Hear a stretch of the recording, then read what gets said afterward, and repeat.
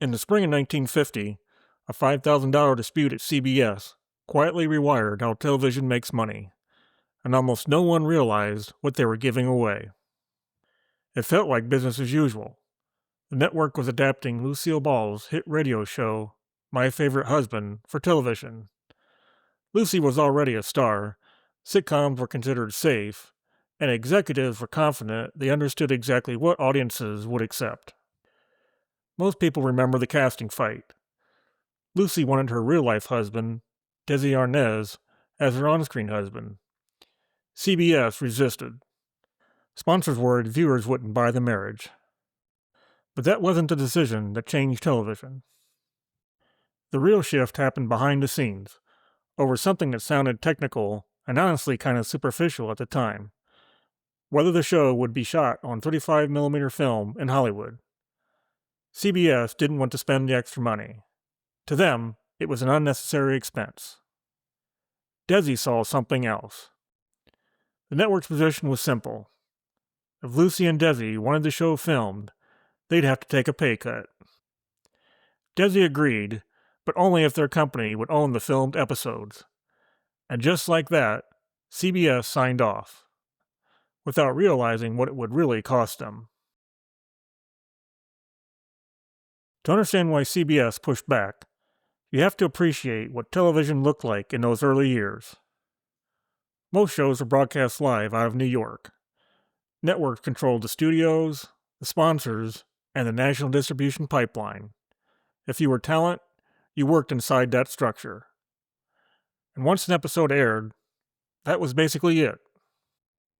If anything was preserved, it was usually through Kinescope recordings, low-quality copies made by literally filming a television screen. And those weren't treated like valuable assets.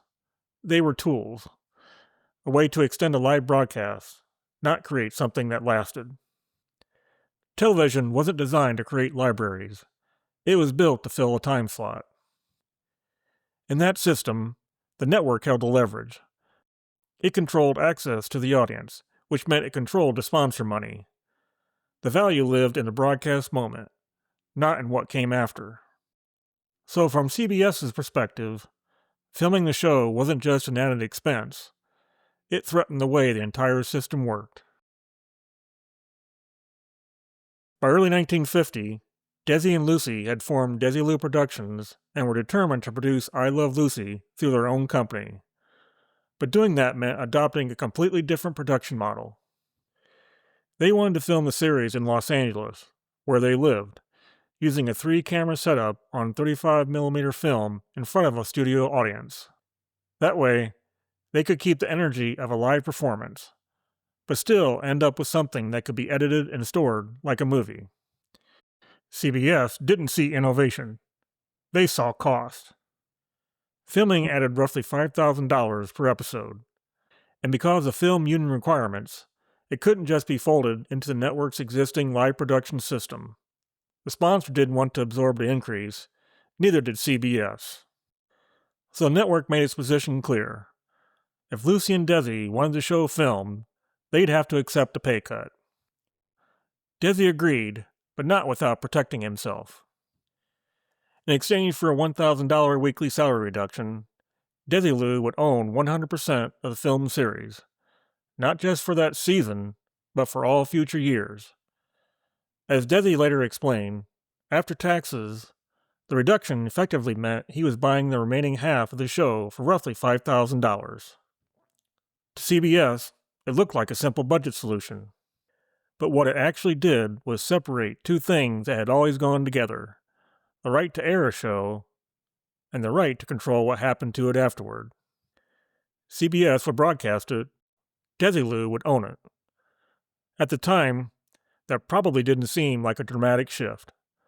But in practice, it completely changed who would profit if the show succeeded, and who would carry the risk if it didn't. Ownership meant success would no longer be just a matter of ratings and sponsor comfort. It meant production had to be financed week after week, at a level that a young company would feel instantly. 2 weeks before filming began, Desi walked into the office of Martin Leeds, a senior CBS executive, and admitted he had no money. Leeds wasn't particularly moved by the situation. Still, he advanced Desi $60,000 against future revenue. And just like that, the gamble became real. Desi had negotiated ownership, now he had to finance it. Filming the series on 35mm did more than improve image quality. It created something television wasn't really built around yet: a library. A live broadcast happens once, and then it's gone. A filmed episode doesn't disappear, it can be aired again. And that difference started to matter as television expanded. More and more stations were coming online. They needed content. One broadcast wasn't enough anymore. Because I Love Lucy was shot on film, and because Desilu owned it, the show didn't vanish after its first airing. It could run again in another city, then again the following season, eventually in off-network syndication. Reruns weren't a new idea. What changed was who benefited from them, and how scalable they became. An episode that had already paid for itself during its first run could now generate revenue again and again. Not because it was remade, but because it was owned. Value stopped living only in the next episode. It began accumulating in the ones that already existed. That $5,000 dispute didn't just change how I Love Lucy was produced, it changed who would profit from it, long after the original broadcast ended. As I Love Lucy became the most watched show on television, its success started reshaping the position of the company behind it. The ratings were enormous, sponsors kept renewing, money kept pouring in, and Desilu began expanding right along with it. They hired staff, added sound stages, and started producing more series. What began as a salary concession was now financing an entire studio. But the real shift wasn't just about one hit show, it was about leverage. Desilu wasn't negotiating as talent inside the system any longer. It was negotiating as the owner of a national phenomenon. And it can all be traced back to a decision made before the show ever reached television screens. CBS paid to broadcast it. Desilu controlled what happened after it aired. And once the industry saw what ownership could do, the economics of television started tilting toward the people who held it. Lucy and Desi weren't just negotiating a contract. What they were really negotiating was ownership. And ownership changes everything. What looked like a technical budget decision at the time ended up reshaping how television made money. It didn't create billions overnight. It just determined who would eventually make them.